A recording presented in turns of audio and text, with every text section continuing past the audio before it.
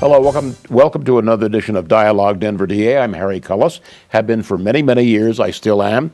With me is Mitch Marcy, of course, is the Denver DA. Without this gentleman being here, there obviously would be no program. Mitch, it's always good to see you again. Good to see you, Harry. And Ralph Stevenson is one of those guys, one of those top investigators that I have. Lucky that he works for me. He can do just about any kind of case you ask him to. Served a long time in our family violence unit, did a lot of crimes against children. But what he's doing now is working in our economic crime unit. Okay. And his primary job is to go after people that victimize seniors. Okay. And Ralph is very, very good at what he does. And because of that, we catch an awful lot of people that do victimize seniors. Mitch, preventing elder abuse has always been important. Why is it particularly important to you? Well, and your office? Harry, part of what we do, and anybody that works in an office like ours, the people that you care the most and work the hardest for are those people that are taken advantage of. Yes. Because they're in situations, because of their age, maybe they're very young, sure, maybe they're older, that they're taken advantage of and they're targeted and they're victimized, they're either abused, people they're taken advantage of financially.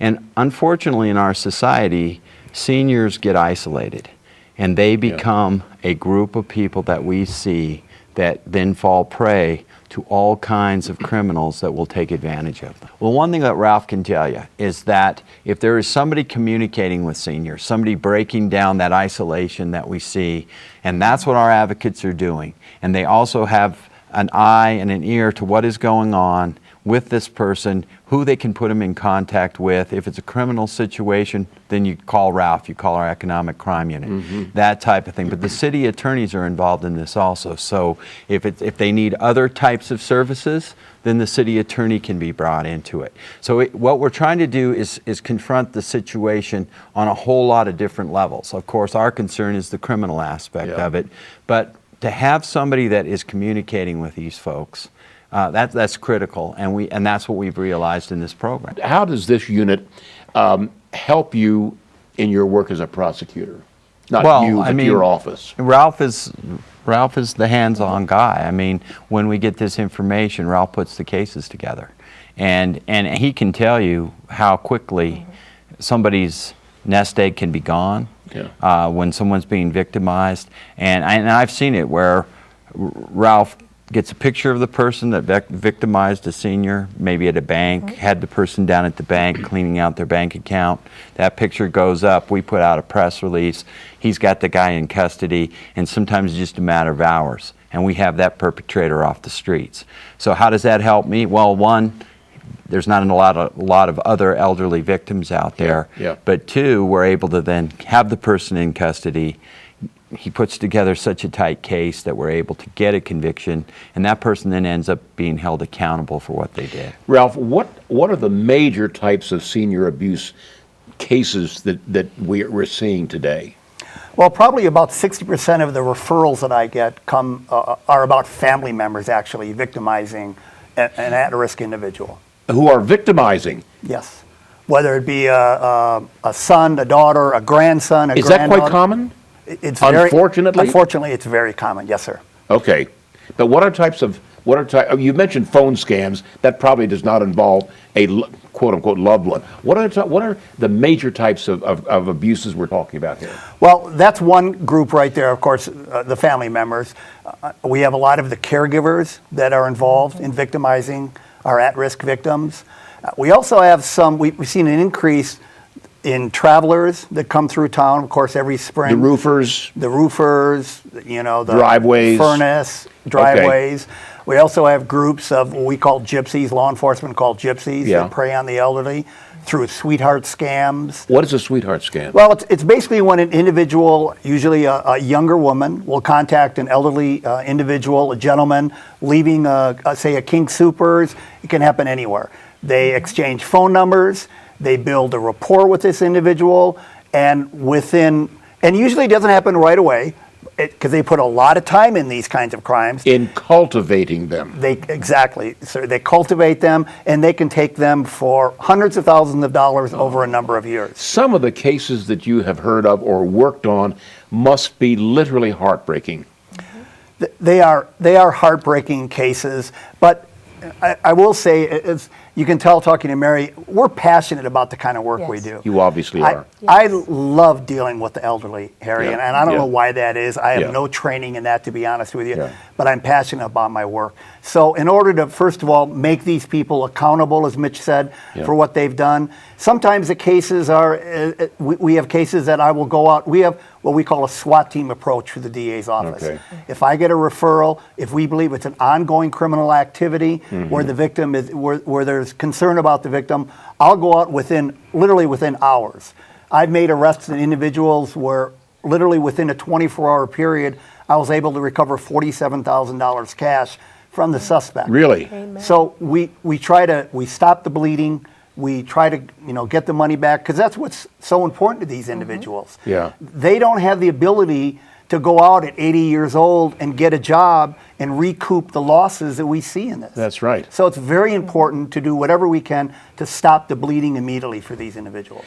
When Ralph comes down and he's talking to Lynn Kimbrough or somebody in my office about, he has just nailed the guy that is pulling the scam that we knew about or maybe we didn't know about, and Ralph is usually about a foot or so off the ground. He's so excited about it. Yeah. That's how I know this program's working. I know that we're hearing about it from our advocates, and then Ralph's acting on it, and then he may take the bleeding and end the bleeding like he says, but the other thing is that then we get the follow-through and prosecute with him, the prosecutors, and maybe even other investigators from the Economic Crime Unit. Sometimes we take individuals like this to the grand jury, and we will find that it's just the tip of the iceberg that we're seeing. Now, obviously, that tip can cause an awful lot of damage, and we need to do the triage work that we do. Yeah. But oftentimes we see that these are organized crime rings that are actually targeting these seniors. So Ralph is there on the cutting edge. Our victim advocates are there too. But we also have an entire team that supports what they're doing out there on the streets. Do you see any particular types of cases of elder abuse that are becoming more prevalent that you weren't seeing 5 years ago, for example? Well, the only thing I would say to that, what Mitch mentioned, the organized crime groups that are coming through town. Okay. Whether it be the gypsies, the travelers. We had a group come up from New Orleans in the last 2 years that were going into assisted living facilities, stealing credit cards, and then buying large gift card purchases, $4,000, and actually taking them back down to New Orleans and selling them on the streets.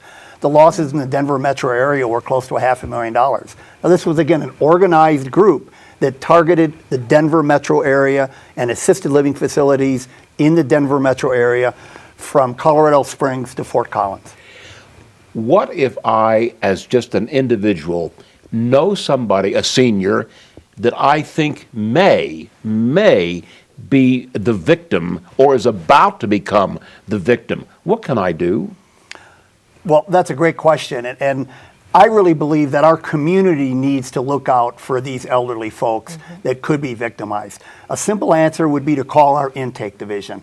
We have excellent individuals who can talk to you, to an individual who's concerned about a neighbor or a relative, get the type of information that we need to determine on whether or not it's a criminal case that I would be involved in, or if it's maybe something that they just need to give certain resources to that individual.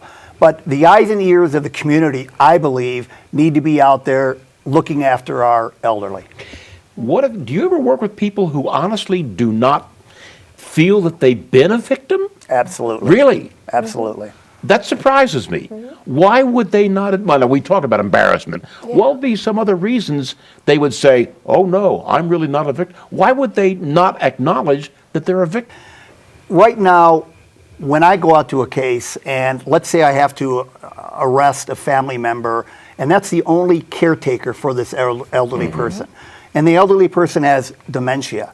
If I take that caretaker out of the residence, which I should because she's committed a crime, what do I do with the elderly person? There are not a lot of resources in place right now that can go in behind me and then take care of this elderly individual who cannot spend the night alone because of their condition. In the couple of minutes we have remaining, tell me briefly about the case of Edith Johnson. Well, it's a good example of using different agencies in order to help an elderly person. This was a case where 4 individuals were stealing from Miss Johnson. Not only that, her house she had no water, no electricity, and she was living in one room of basically a 3-bedroom home in Northeast Denver. I was able to, first of all, with the help of Steve Siegel in our office, who's a special victims individual, I was able to get her out of that environment immediately, and I mean immediately. Put her in a hotel room. It was one of those weekends where it was 100 degrees out, and I was really concerned she would die that weekend. And then through the How old a person was this, more or less? 86 years old, okay, I believe. All right. And then with the help of Adult Protection Services, they got involved immediately with me. We were able to get her into a transitional housing and then ultimately into an assisted living facility because she couldn't go back to her house. So it's a real good example, and I arrested 4 people on that case, Harry. Now, I thought you were going to mention something. Oh, no, that's just an example of how we take these situations seriously. We have the victim advocates that notify us of the situation, and it doesn't matter if this is a Saturday, a Sunday, if it's in the middle of the night. Ralph goes to work, has the resources, makes the calls to the appropriate people, and we try to get this situation under control so the elderly person doesn't suffer anymore. Please be with us again next month when once again we have a dialogue with the Denver DA.